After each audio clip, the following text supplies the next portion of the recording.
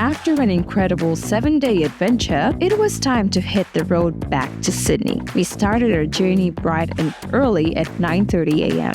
Our first stop?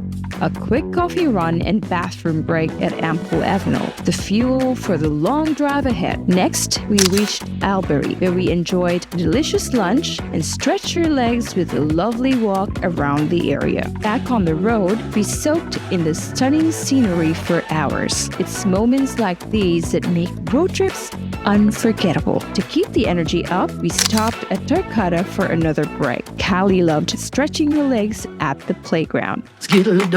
After another 2 hours of driving, we reached Marulan for a tasty dinner at KFC, a perfect way to refuel before the final stretch home. After a long but fun day on the road, we finally arrived home at 10 p.m., feeling grateful for the memories we made on this incredible trip.